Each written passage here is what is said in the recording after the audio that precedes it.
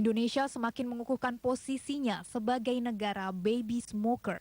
Jumlah perokok anak semakin banyak. Nah itu fakta ada, mulai dari usia 11 bulan sampai pada usia 5 tahun. Mayoritas perokok di Indonesia adalah warga miskin yang menghabiskan sebagian besar pendapatannya untuk sebungkus rokok. Dalam keluarga yang paling tidak mampu, pengeluaran untuk rokok bisa menjadi Rp100.000.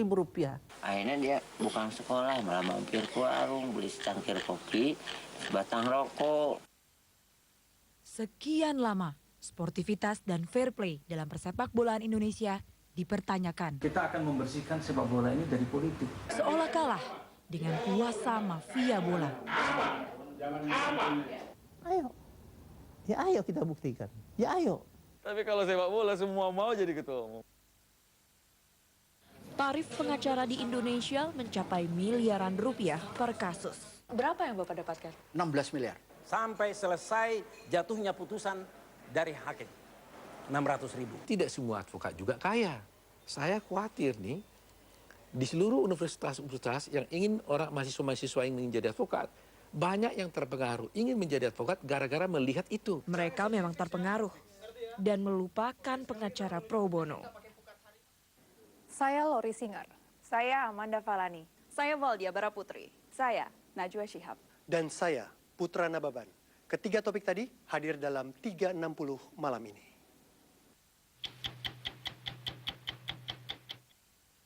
Halo pemirsa, jumpa lagi dalam 360, program yang menayangkan 3 topik secara mendalam selama 60 menit ke depan. Dan inilah topik pertama.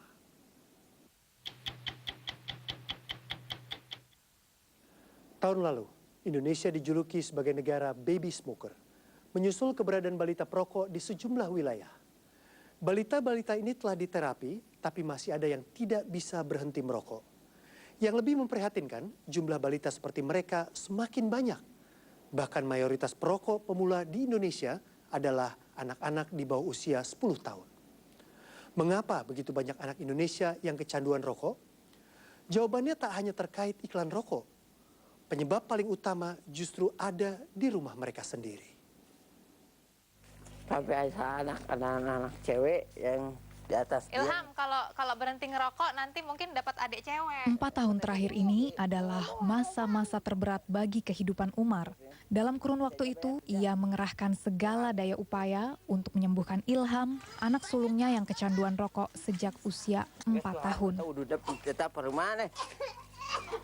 Seolah-olah pemerintah juga kayak melanggar juga gitu ya. Dia yang bikin peringatan, dia yang ngeluarin barangnya gitu. Jadi sampai sekarang mau pengobatannya itu alternatif, pengobatan sampai ke orang pintar, dokter dan segala macam nggak ada hasilnya. Nggak ada hasil. Saya adalah beberapa juga yang pernah saya tanganin adalah di bawah 5 tahun ya. Ada yang 2 tahun sudah merokok, ada 3 tahun, 4 tahun, 5 tahun. Anastasia yang berprofesi sebagai psikolog juga sudah bertahun-tahun membantu anak-anak menghilangkan kecanduan mereka terhadap rokok. Pertama kali bayi atau balita mendapatkan menghisap rokok seperti itu, apa tidak ada efek seperti sesak nafas atau batuk semacam itu, Bu? Ini kan tergantung, karena bayi yang satu dengan bayi yang lain. Bayi pada saat usia bayi itu, pada saat nangis yang seperti saya katakan tadi, dia nyaman kan diberikan rokok oleh ayahnya. Ini tadi kan nyaman, yaitu akan keterusan. Ketika mulai merokok, anak-anak akan sangat mudah ketagihan. Dan ini adalah kebiasaan buruk yang tidak mudah dihentikan.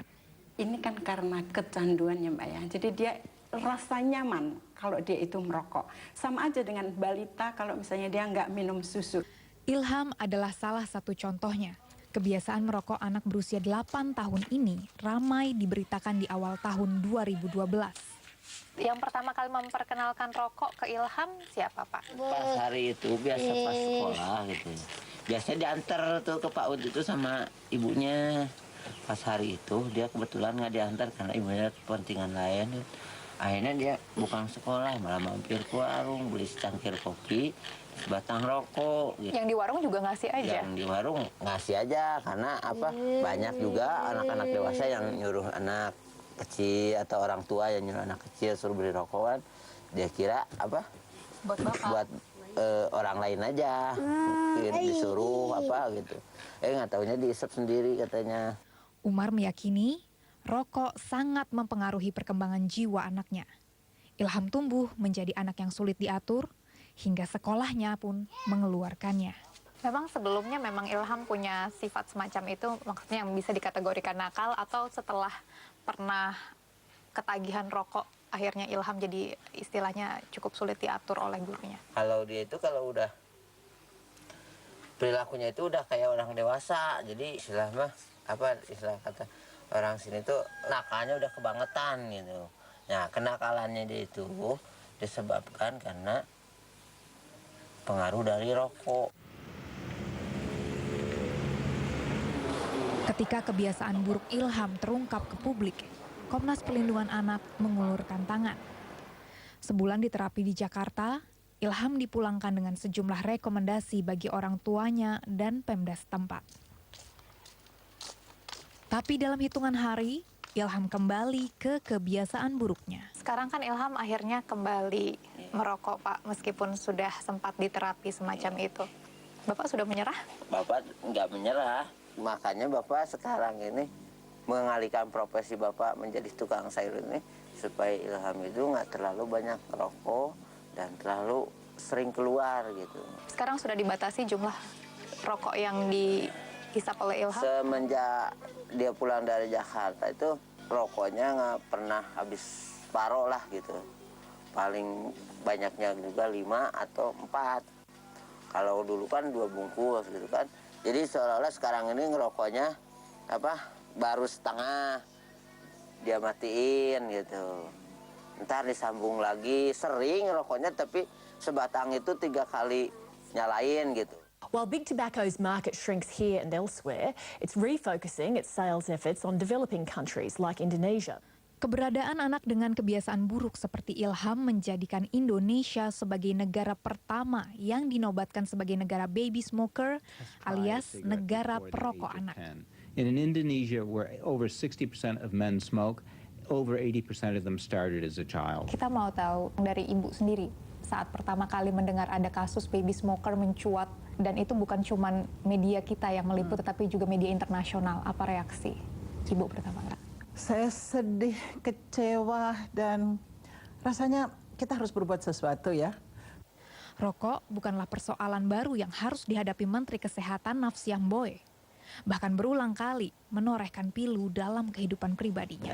Anda punya pengalaman khusus tertentu sampai Anda punya concern terhadap rokok dan anak? Oh iya, dalam keluarga saya juga ada yang karena merokok lalu stroke. Oh ya? Ada yang CA, kanker, dan sebagainya. Jadi itu pengalaman yang betul tidak terlupakan. Ayah saya meninggal karena kanker di paru-paru.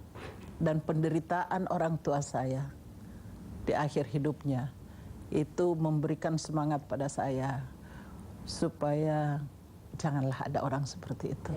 Dari penelitian Kementerian Kesehatan, ada 43 juta anak Indonesia yang tinggal bersama perokok dan terpapar asap rokok. Kemudian balita yang terpapar, tadi pertanyaannya, ada 11,4 juta. 11,4 juta anak balita terpapar asap rokok. Di Indonesia? Di Indonesia. Ini semua data survei kita di Indonesia yang baru kita launch hasilnya. Temuan Komnas Perlindungan Anak juga menuai keprihatinan.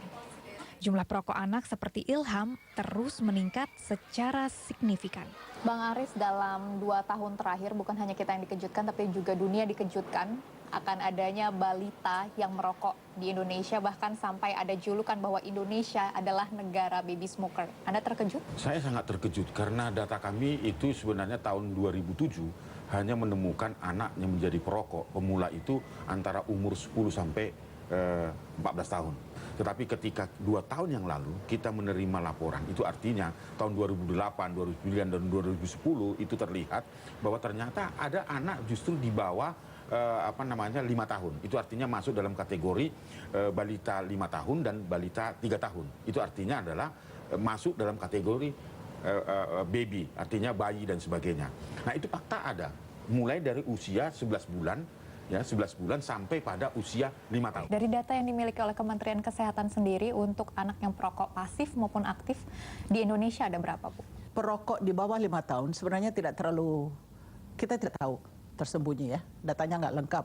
Kita tahu ada di Malang, ada di Sumatera Selatan, akan tetapi di bawah 15 tahun, ya, jadi sampai usia 14 tahun, itu memang cukup memprihatinkan. Bagaimana dengan yang range 15 sampai 18 tahun?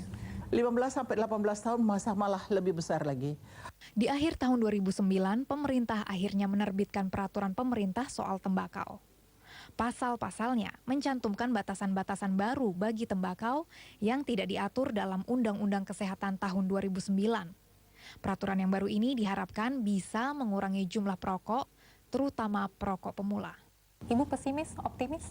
Saya yakin kalau mereka melihat bahwa PP ini akan dilaksanakan, maka pertama jumlah perokok pemula pasti menurun drastis. Oleh karena anak di bawah 18 tahun dilarang menjual atau membeli, apalagi merokok. Jadi di dalam peraturan pemerintah tentang tembakau ini salah satu pasalnya ini memuat bahwa 40% dari bungkusnya ini harus memuat gambar tentang dampak negatif dari merokok. Menurut Abang itu akan berpengaruh untuk mengurangi secara signifikan jumlah perokok di Indonesia? Bisa saja berpengaruh, paling sedikit diberikan warning. Warning itu kan di masyarakat kita harus menunjukkan hal-hal yang sifatnya konkret, kan begitu. Bahkan di Australia itu tidak ada lagi nama rokoknya, langsung dia bungkus putih. Ya, itu pemerintah Australia boleh. Tapi industri rokok tidak mati. Saya kira yang konkret itu penting disampaikan kepada publik, khususnya anak-anak sebagai sasaran rokok pemula oleh industri rokok. Jadi secara nggak langsung Bang Aris mau mengatakan apabila kita bisa mengendalikan jumlah perokok dewasa ini akan berefek kepada untuk berkurangnya jumlah baby smoker? Oh iya, bahkan berkurangnya kemiskinan.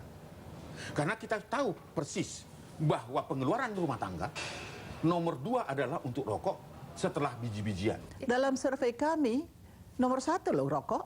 Dalam keluarga yang paling tidak mampu, pengeluaran untuk rokok bisa menjadi Rp100.000. Kalau itu dibanding dengan pengeluaran untuk katakanlah pendidikan hanya sekitar Rp8.000. Cost yang dikeluarkan untuk rokok setahun itu 231 triliun. Wow, bukannya pemasukan kita cuman 55. Hanya 55 jauh juta. Banget. Jauh banget. Tapi tidak banyak orang yang tahu ini.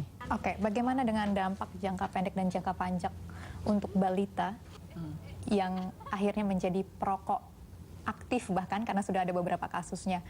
Racun yang ada di dalam rokok itu mempengaruhi praktis seluruh alat yang ada dalam tubuh seorang anak. Ya, mulai dari otak sampai kepada saluran pernapasan, bahkan sampai kepada ginjal. Namun yang kita ketahui jadi yang secara langsung tentu adalah paru-paru.